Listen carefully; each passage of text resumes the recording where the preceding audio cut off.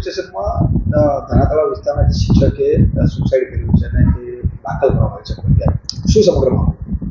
Limbasi police સ્ટેશનના ભલાડા ગામનું જે ધના તળાવ પડ્યું છે એની શાળામાં શિક્ષક તરીકે નીરવ કુમાર ભગુભાઈ પટેલ નાઓ સર્વિસ કરતા હતા.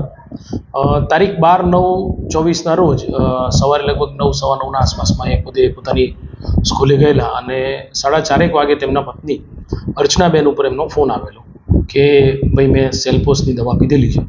તો એમના પત્ની તેમના રિલેટિવ્સને લઈ અને શાળાએ પહોંચેલા ત્યારે એમના પતિએ એક ચિઠ્ઠી જે લખેલી હતી આ દવા પીધા પહેલાં એ એમના પત્નીને બતાવેલી અને એ ચિઠ્ઠીમાં જણાવેલા જુદા જુદા ઈસમો એ એમની પાસેથી જે નાણાં લીધેલા એ નાણાંમાં વધારે પડતું વ્યાજ વસૂલતા અને ઉઘરાણી કરતા હતા અને આ ઉઘરાણીના ત્રાસને કારણે એમને સેલ્ફોસની દવા પીધેલી છે એવું તેમણે એમના પત્નીને જણાવેલું.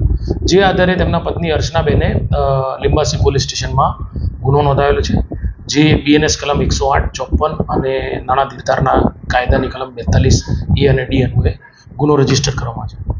કુલ 7 આરોપીઓ વિરુદ્ધમાં એમણે ગુનો નોંધાવેલો છે. એમાં નરેશભાઈ પટેલ છે, પછી નરેશભાઈ પટેલનો એક વહીવટદાર છે જે નરેશભાઈ પોતે વિદેશ રહેતા હોય, વિકી કરીને, એક રાકેશ પરમાર છે, વિક્રમ ઉર્ફે કલ્લુ મારવાડી કરીને છે, હાર્દિક પારોટ, અલ્પેશ પટેલ અને જતીન પટેલ, આ નામે ટોટલ 7 આરોપીઓની વિરુદ્ધમાં એમના પત્નીએ આત્મહત્યા માટેના દુષ્પ્રેરણનો ગુનો નોંધાવેલ છે.